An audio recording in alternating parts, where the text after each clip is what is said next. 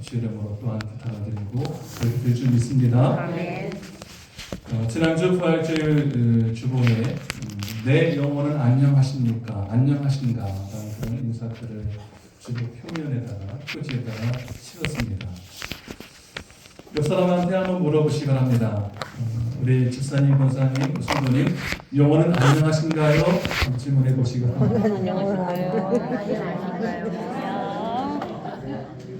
안녕하지 못하십니까? 우리 날마다 안녕하세요, 안녕하세요 이렇게 인사를 잘하는데 그냥 그 사탕 발림으로 하는 그런 말이고 그런 태도로 나도 말하고 있습니까? 저는 우리 모두가 정말 안녕하기를 소망합니다. 지난주 제가 다니던 그 이전 교회죠. 부천에 있던 교회는 권사님이 저한테 문자를 하나 보냈습니다. 그 권사님은 그 교회에 말씀을 굉장히 사모하시는 분이에요. 그래서 무슨 궁금한 것만 있으면 저한테 매일 문자를 보내가지고 이게 무슨 뜻입니까? 어떤 의미입니까? 제가 항상 답변을 해드렸던 그분이고 그 교회의 기도대장이십니다.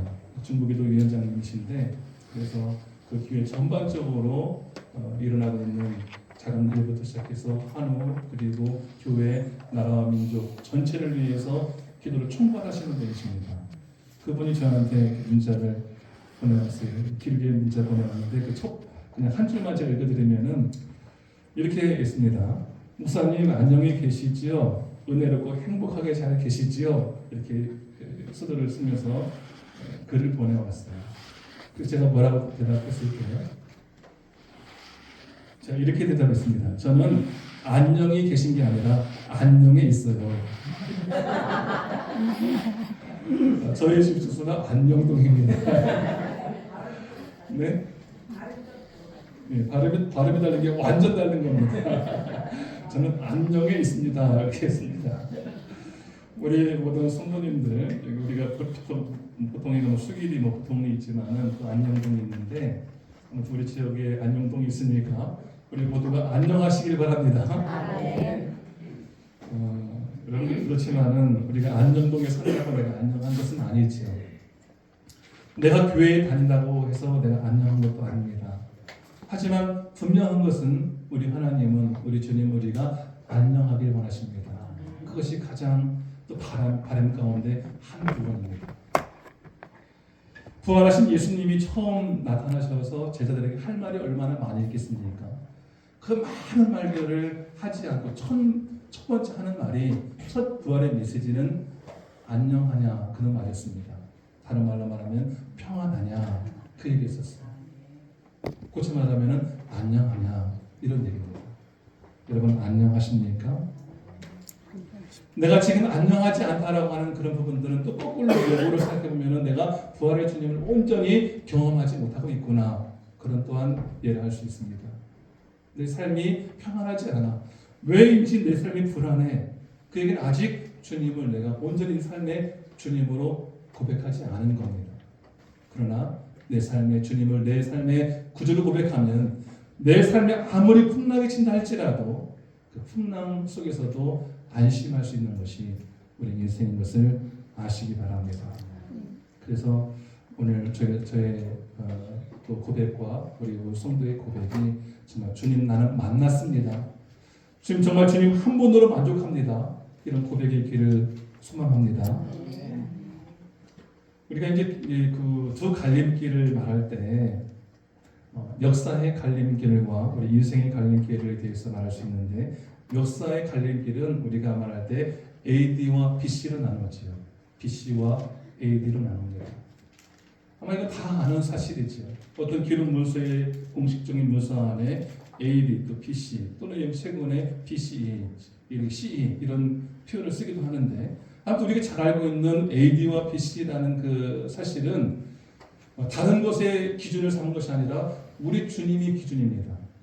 우리 주님을 기준으로 해서 주님이 태어나신 해를 기준으로 해서 그 이전의 역사를 기원 전이라고 하고 그 이후를 기원 후라고 말합니다. 그래서 영어로 BC는 Before Christ, 주님 이전, 그리고 AD는 라틴어입니다. 아노 도미니에서 이제 라틴어로 주님의 해, 주님이 태어나신 그 해 이후를 AD라고 말합니다. 하지만 여러분 이렇게 주님이 태어나셔서 AD와 BC를 나눈다 해서 모든 사람이 다 그러면은 내 인생 가운데 주님을 다 만나고 살고 있는가? 내가 새로운 삶이 되어졌는가? 그것은 아니지요. 또 올 2025년 됐다는 얘기는 지금 주님이 태어난 지 몇 년 됐다는 얘기입니까? 2025년이라는 얘기는 주님이 태어나신 지 2025년 됐다는 얘기거든요. 2025년 된 것이 지금 우리가 만난 2025년입니다. 2000년 전에 예수님이시거든요. 그렇다고 해서 지금 내가 새 달력을 걸고 2025년을 맞이했다고 해서 내가 새로운 사람이 된 것이냐? 그것은 아니라는 얘기입니다. 비록 AB와 BC라는 그 사실을 우리가 알고 달력 앞에 서 있지만은 달력은 그렇게 지나가지만은 나는 여전히 옛사람 가운데 살고 있는 옛착 가운데 살고 있는 모습은 아닌지. 그러면 더 중요한 것이 역사의 갈림길로서의 BC와 AD가 아니라 인생의 갈림길로서의 NC와 MC가 있는가, 이 부분을 저는 말하고 싶습니다. 여러분, BC와 AD 그 사실은 예수님이 실제 한다는 얘기입니다. 예수님이 거짓이 아니라 예수님은 실제적으로 이 땅에 계셨던 살아계신 분인 것을 말해주는 것이 BC와 AD 역사입니다. 팩트입니다. 근데 이 사실이 내 인생 가운데 사실로 들어왔는가? 이 사실이 내 인생 가운데 내 삶의 주인으로 만났는가? 그것은 NC와 MC라고 할 수 있습니다. NC는 not meeting Christ, 주님을 아직 만나지 않은 것. MC는 meeting Christ, 주님을 만난 겁니다. 내 인생이 주님을 만난 인생이냐 또는 만나지 않았느냐에 따라서 내 인생은 천지 차이로 갈려집니다. 천국과 지옥으로 나눠지는 것입니다. 행복과 불행으로 나눠지는 것입니다. 평안과 불안으로 나눠지는 것입니다. 사랑하는 성도 여러분, 저는 오늘 이 시간 예배를 드리며 우리가 부활 제 둘째 주를 맞이하는데, 부활하신 주님이 혼자 부활하신 것이 아니라 내 삶 가운데 생명의 주님으로 들어오신 부활절 둘째 주를 맞이하시기를 부탁을 드립니다. 여러분, 예수님 만나면 우리 삶의 가치가 달라지지. 예수님 만나기 이전까지는 내 삶의 가치가 다른 곳에 있었습니다. 하지만 예수님을 만나고 나서 오늘 우리 삶의 가치가 달라집니다. 여러분, 자랑하고 싶은 것들이 있습니까? 지금 무엇을 자랑하십니까? 예수님 자랑. 할렐루야. 나 집 큰 평수로 늘려갔어. 20평에서 30평으로 늘려갔어. 나 이번에 좋은 새 차 뽑았어. 자랑할 만도 합니다. 이거 우리 아들이 사준 명품 가방이야.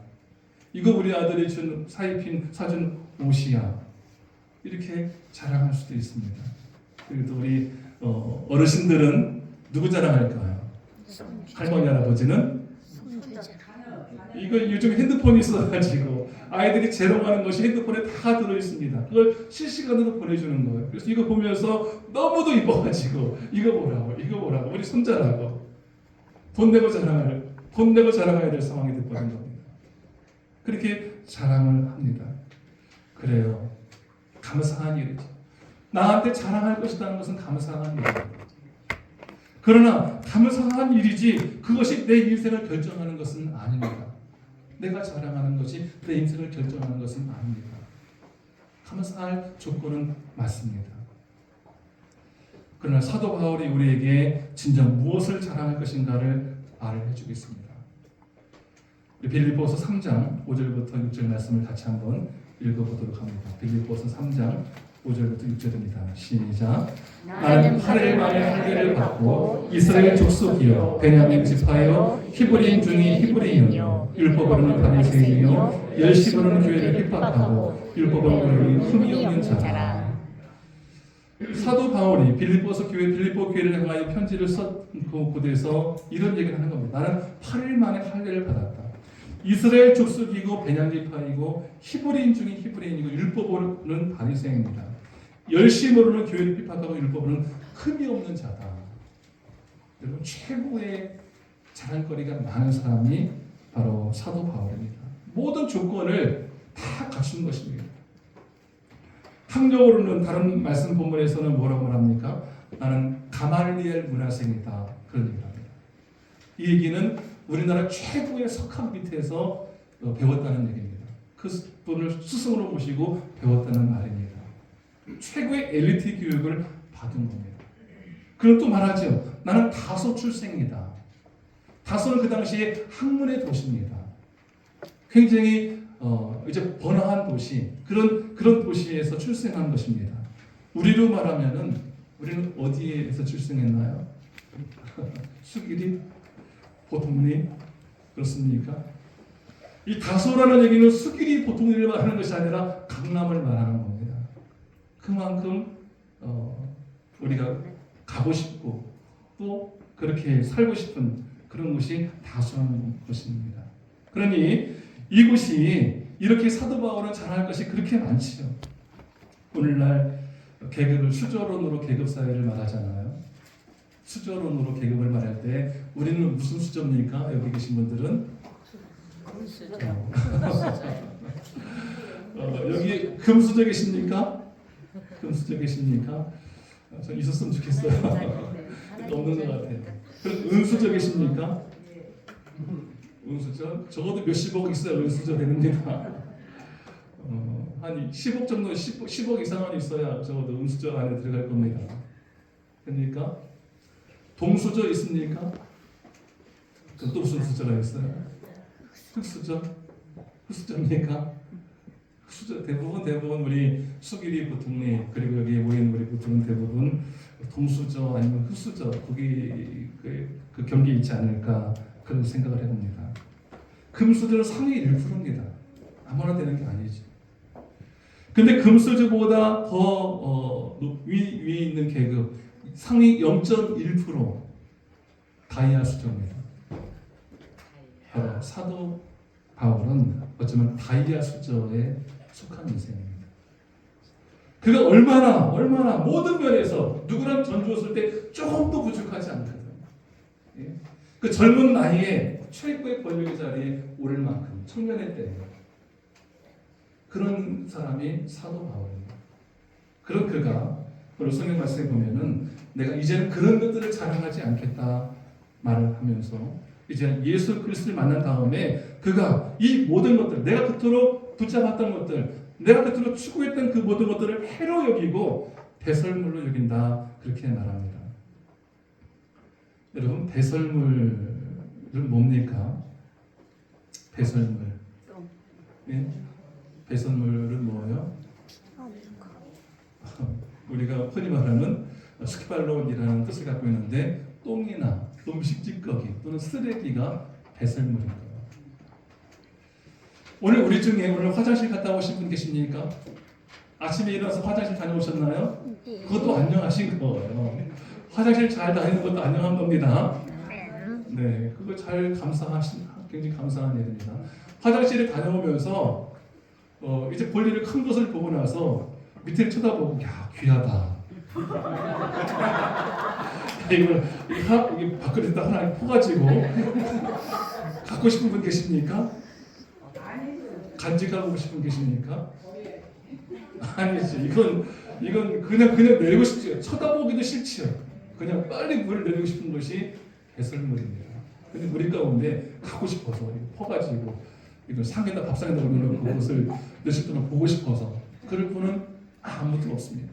그것이 배설물입니다.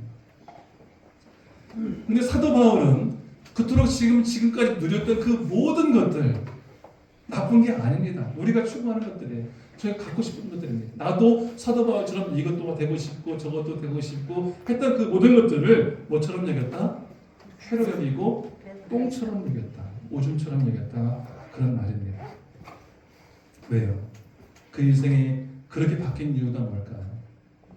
그 인생 가운데 부활의 주님을 만났기 때문에 그렇습니다. 인생의 가치, BC와 AD를 살던 사도 바울이 그것이 전부가 아니라 바로 예수님이 실제였었구나, 예수님이 나를 죽으셨구나, 이 사실 MC가 들어왔을 때, 주님을 만났을 때 그 인생의 가치가 달라진 것입니다. 그러면서 십자가의 가치가 얼마나 큰지를 깨닫게 되고 예수 십자가를 아는 지식만이 나에게는 가장 고상한 지식이다.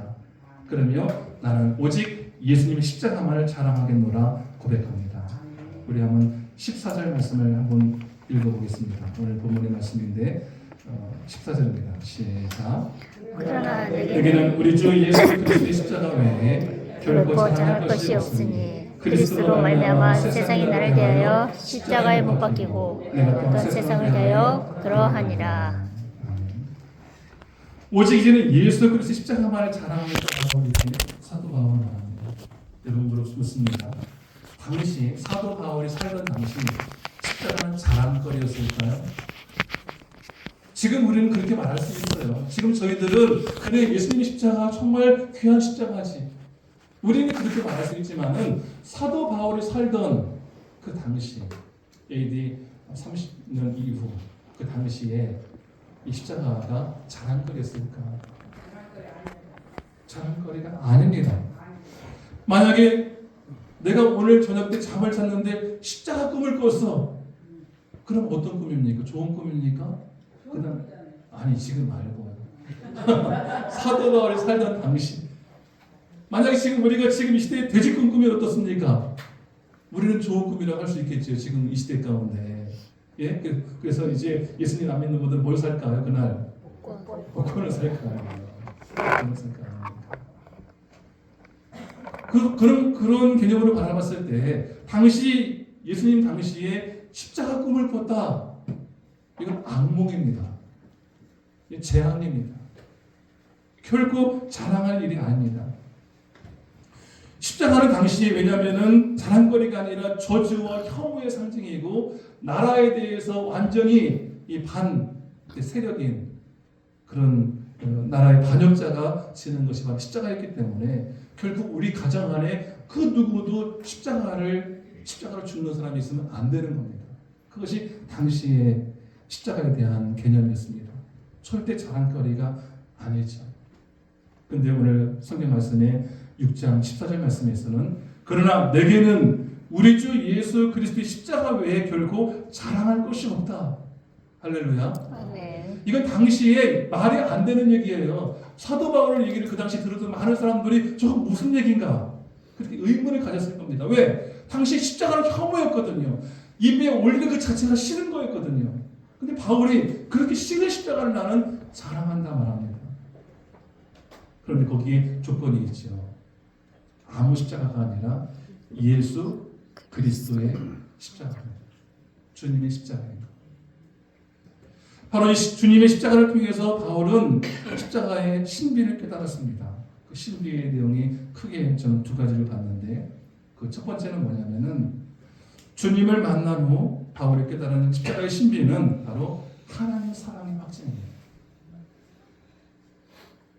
따라합시다. 우리를 향한 하나님의 사랑의 확증이 십자가입니다. 우리는 예수님을 알기 전에는 알지 못했을 때는 십자가를 그냥 기독교의 상징적인 걸로만 알았지만은 저 기독교의 상징이 있기까지 하나님의 사랑의 확증이 저기 있다는 거. 나를 하나님이 사랑하셨다라고 말하는데 그 증표를 대라고 말했을 때 그 증표는 다른 것이 아니라 바로 저 십자가입니다. 저 십자가가 나를 향한 하나님의 확증인 것을 아시기 바랍니다. 요한복음 3장 16절을 말씀하시죠. 하나님이 세상을 어떻게 사랑하사? 이처럼 사랑하사가 바로 십자가입니다.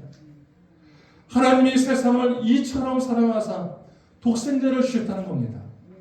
이는 저를 믿는 자마다 멸망하지 않고 영생을 얻게 하려 하심이라고 기록합니다. 이거 십자가의 사랑입니다. 저는 당신의 아들 독생자를 주신 이 십자가 사랑, 그 사도 바울이 깨달은 겁니다. 두 번째로요, 이 십자가의 신비는 다른 것이 아니라 다 같이 한번 읽어보면 둘째 같이 읽습니다. 시작. 주님과 내가 함께 못 박힌 저주의 형들이다. 이 사실을 사도 바울이 깨달은 거예요. 단순히 저 십자가는 죄인이 죽은 십자가가 아니라 거기에 내가 준 거였구나. 내가 죽은 거.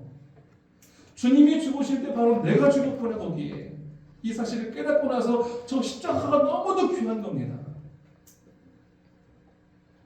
저는 오늘 우리 모두 성도의 삶 가운데 다른 것은 다 잃어버릴지 몰라도 십자가만큼은 잊지 않기를 소망합니다. 아멘. 그게 내가 죽을 것입니다. 내가 죽을 것입니다. 아마 우리가 살다가 가족들이 살다가 임종의 장소가 있겠지요. 임종의 장소를 만날 때 그때 그것을 아마 잊지 못할 것입니다. 아무개가 여기에서 그때 이런 일이 있었어. 그러니까 그 장소를 평생 잊지 못할 것입니다. 아무개가 여기서 사고를 당했어. 아무개가 여기에서 물에 빠졌어. 아마 어떤 경우는 거기를 평생 못 갈지도 몰라요. 왜? 연결되어 있거든. 근데 그것이 아니라 이 십자가에서 내가 죽었어. 내가 잘못하는 것이래. 내가 완전히 죽었어. 이 사실을 바울이 깨달은 거예요. 바울은 아까 말했죠. 석학이라고 했습니다. 가말리엘 문화생활했습니다. 바리새인 중에 바리새인입니다. 히브리인 중에 히브리입니다. 그 누구보다도 하나님의 말씀을, 구약의 말씀을 너무도 잘 알고 있는 사람입니다. 구약의 죄사함의 문제, 죄는 어떻게 사해지는가, 하나님을 우리를 어떻게 사랑하시는가, 이것이 구약 전체에 들어있는데 이 구약 전체를 꽉 잡아버리니까 십자가가 나온 거예요. 그걸 바울이 깨달은 겁니다. 그리고 내가 그토록 소중히 여겼던 이 모든 것들은 이 십자가와 비교한다면 배설물에 불과하구나.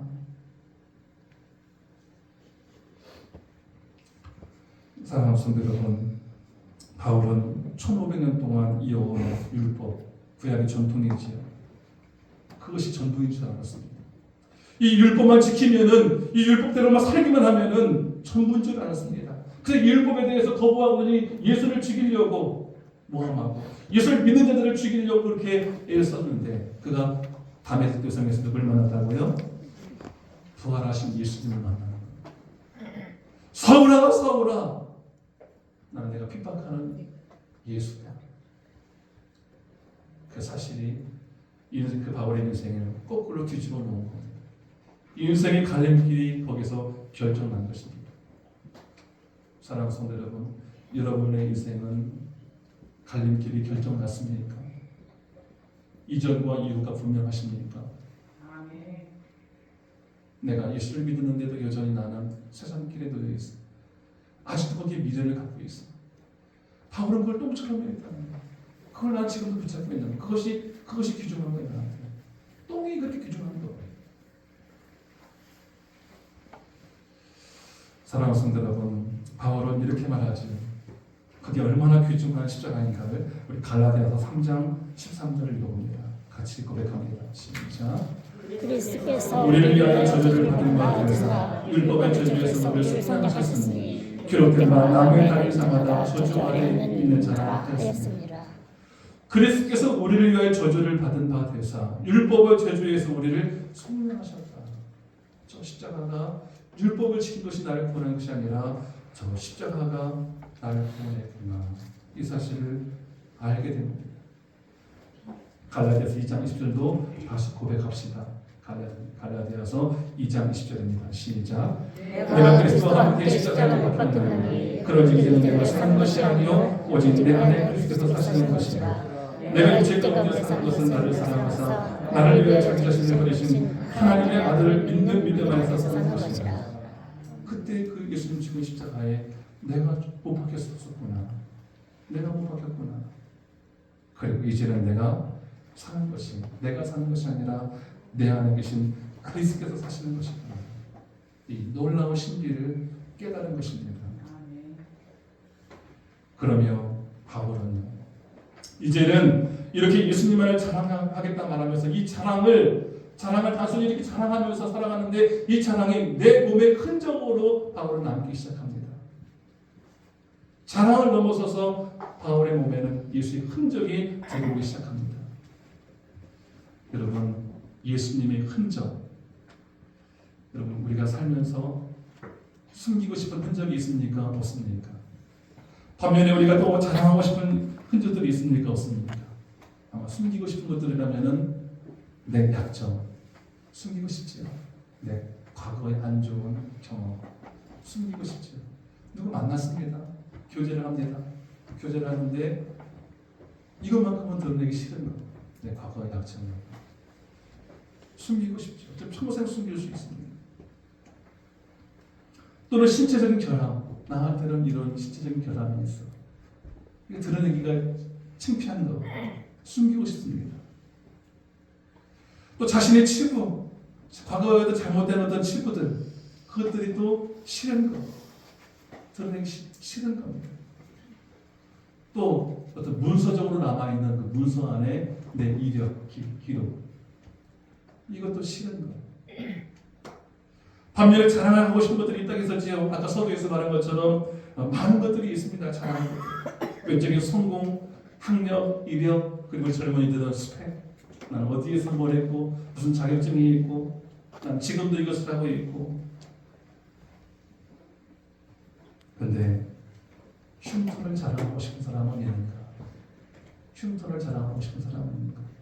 물론 이 흉터도 의미가 있겠죠. 의미가 있는 흉터를 자랑하고 싶습니다. 저는 흉터를 자랑하는 우리 성도가 되시기를 축원합니다. 제 동생의 아들이 이제 동생 아들이 이제 많이 컸습니다. 그래서 지금 청년 중년은 아니지만 그런 걔가 체대에서 레슬링을 했습니다. 한국 체대 간 자체가 운동을 잘한 거거든요. 우리나라 최고 운동 선수 많이 가르치는 곳이잖아요.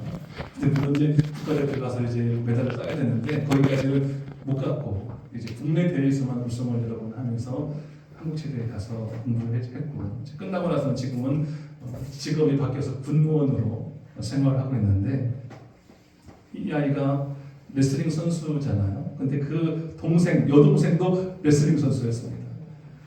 우리 한나처럼 생겼어요. 한나처럼 생겼는데 레슬링 선수예요. 근데 이제 하다가 걔도 이제 다른 진로를 갖고 있었는데 그 집안이 그러니까 남매가 있는데 둘 다 레슬링 선수인 거예요. 근데 여러분 레슬링 선수에게 공통적으로 신체적인 특징을 갖고 있는 부위가 있습니다. 어딘지 아십니까? 귀. 아십니까? 레슬링 선수들 보면은 귀가 아닙니다. 이건 뭐 저런 어떻게 귀가 장애가 있는 것처럼 다 뭉개져 버렸습니다. 왜 그렇습니까? 이 훈련하면서 또 실제 경기하면서 이거 뭐라고 합니까? 뭐 확 껴가지고 뭐 돌리는 거 있잖아요, 그렇죠? 그럼 이 귀가 다 뭉개져 버리는 거예요. 돌릴 때 모세혈관 터져버리고 귀에 있는 잔뼈들이 다 뭉개져가지고 그냥 쪼글쪼글 오그라붙은 겁니다. 그것이 레슬링 선수들의 귀입니다. 근데요, 그 동생 조카죠. 그 녀석이 그렇죠. 근데 레슬링 선수들은 자랑하는 게 있어. 이 귀를 자랑해. 그래서 우리가 볼 때는 약간 흉측하고 우리가 볼 때는 야 수술 좀 하지, 좀 선염 좀 하지 그렇게 말하고 싶은데 아니라는 거예요. 자기들은 이 귀가 평생 자랑거리라는 거예요. 왜요? 이 귀가 자기들의 삶을 말해주는 거거든. 자기들이 이제까지 열심히 훈련했고 열심히 싸웠고 이걸 말해주는 것이 귀에 있다는 거예요. 그럼 자랑합니다. 여러분 오늘 우리 삶 가운데도 이런 자랑의 길을 소망합니다. 바울은 말합니다. 이제 더 이상 나를 괴롭히지 말아라. 내 몸에 예수의 흔적을 가졌노라. 그렇게 말하는데 바울이 말하는 예수의 흔적은 뭘까? 흔적은요, 이제 헬라어로 스티그마라고 말합니다. 그래서 같이 한번 읽어보는데 스티그마는 어떤 뜻이냐면은 소나 양에게 낙인을 찍어서 소유주를 나타내는 것들. 또는 종에게 특별한 주인의 소유임을 표시하는 마크, 자국이나 소유입니다. 그러니까 예를 들면 짐승이 있으면은 그 불에다 달궈가지고 이렇게 푹 찍어버리죠, 몸에다가. 그게 스티그마입니다. 또 노예가 끌려오면은 노예를 이것이 누구 소유인가 보려고 노예 이마에다가 팍 찍어버리죠, 불을 달궈가지고. 이런 팔에다가 찍지요, 등에다가 찍기도 하고. 그것이 스티그마입니다. 흔적은 지워질까요? 안 지워질까요? 흔적은 죽을 때까지 지워지지 않는 것입니다. 흔적을 내놓을 순간 죽을 때까지 안 지워지는 것이 흔적인데 사도 바울은 내 몸에 예수의 흔적을 가졌노라. 내가 죽을 때까지 내 몸에 예수의 흔적이 사라지지 않는다. 이것을 말하고 있습니다. 예수님의 흔적은 저 십자가에서 나타났잖아요. 주님의 흔적은 양손에, 발에, 머리에, 옆구리에 정말 처절하게 다 갈기갈기 찢긴 그 흔적입니다. 그런 예수님의 흔적이 그 안에, 예수님의 흔적이 바로 사도 바울 안에도 동일하게 나타난다는 겁니다. 멋있게 흔적이 나타나는 게 아니에요. 흉측하게 마치 예수님 귀가 오그라진 것처럼, 그런 것처럼 사도 바울의 몸에도 그런 흔적이 많이 나타난다는 것입니다. 바로 고난의 흔적이죠. 예수 믿으면서 핍박받고 예수 믿으면서 큰 박해를 받았던 그 흔적이 사도 바울의 온몸에 다 나타나 있습니다. 아마 우리 모두에게도 흔적하면은, 흉터하면은 있을 거예요. 흉터 다 있지요? 흉터 있지요? 네. 우리 권사님 같은, 박 권사님 같은 경우도 일을 하니까 흉터 많이 생기지요? 일하다 보면은. 저도 제 손가락 중에서 가장 흉터가 많은 손이 어떤 손가락일 것 같습니까? 10손가락 중에서? 둘째. 예? 둘째 손가락. 오른손입니까? 왼손입니까? 흉터가 많은 손은 왼손입니다. 오른손 도구를 갖고 있어요. 도구를 갖고 있잖아, 오른손. 오른손 잡고, 물론 이제 왼손 잡이면은 오른손에 흉터가 있겠지요. 대부분 오른손잡이라고 가정할 경우는 오른손잡이는 다 이렇게 도구를 듭니다. 그 맞는 것은 어디가 맞아요? 왼손이 맞는 거예요. 왼손이. 다치더라도 왼손이 많이 다치는 것입니다. 물론 오른손 다칠 경우도 있겠지요. 제 오른손 중에서도 제 손가락 중에서 어떤 손가락이 가장 흉터가 많을까요? 검지입니다. 검지. 물론 다 다를 수 있어요. 제가 이전 교회에서도 가만히 보면은 예배 끝나고 나갈 때 인사를 나누잖아요. 그러면 손을 만지면은 손에서 이분의 삶을 느껴요. 어떤 경우 손바닥이 나무 껍질처럼 각질이 있어서 딱 잡는 순간 느껴집니다. 단단한 거예요. 각질처럼. 또 어떤 분은 손마디가 한 분이 안 계신 분들이 계세요. 그런 분은 또 손을 딱 잡으면 느낌이 이상한 거예요. 이분의 삶을 그대로 이 손에서 느낄 수 있기 때문에, 그 흉터에서 느끼기 때문에. 저는 뭐 그런 흉터는 아닌데, 제 검지 손가락에 대각선 흉터가 하나 있습니다. 알죠? 이렇게. 이 흉터는 어떤 흉터냐면은, 제가 초등학교 때, 그때는 저희 시골은 깔이라고 했거든요. 소밥을. 깔 베러 간다고 하는데, 꿀 베러 간다고 하잖아요. 예? 깔을 베는 거예요. 소밥, 풀 베는 거. 예? 그래서 이제 풀 베는데 딴 데서 베는 게 아니라 할아버지가 노트름을 깎고 나갑니다.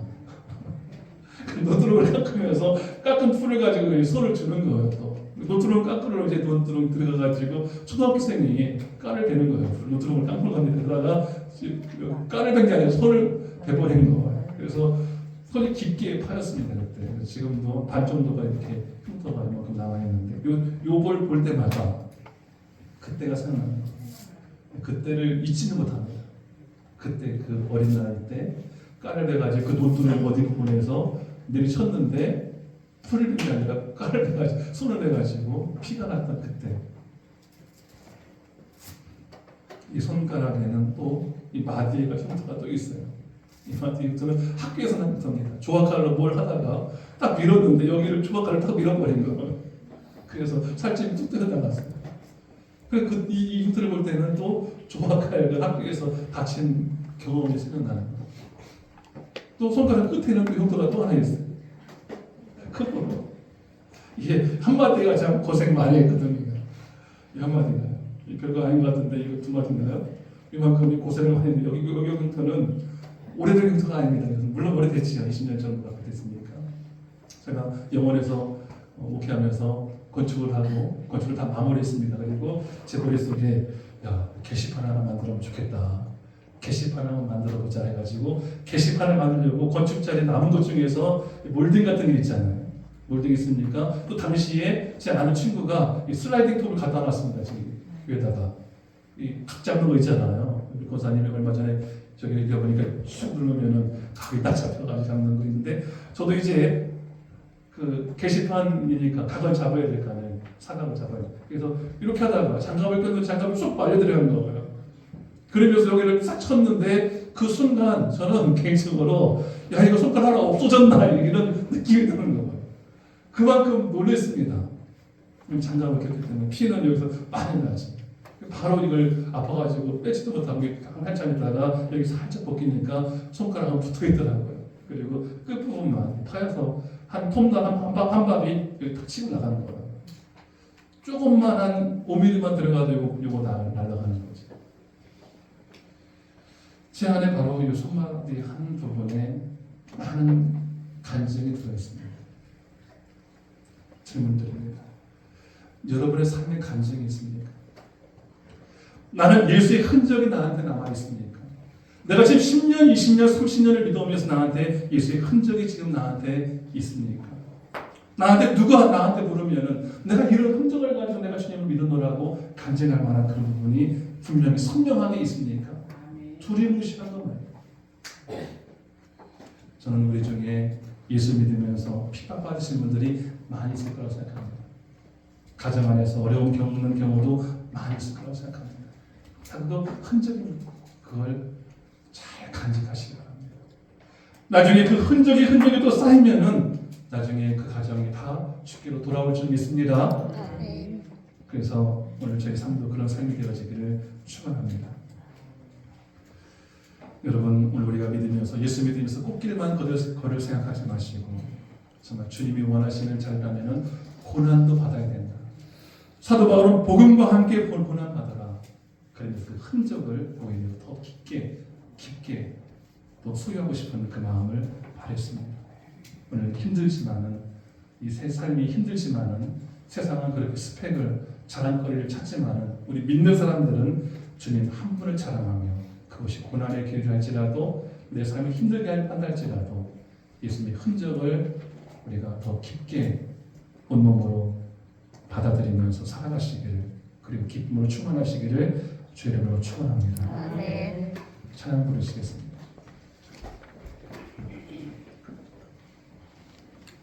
음, 452장입니다.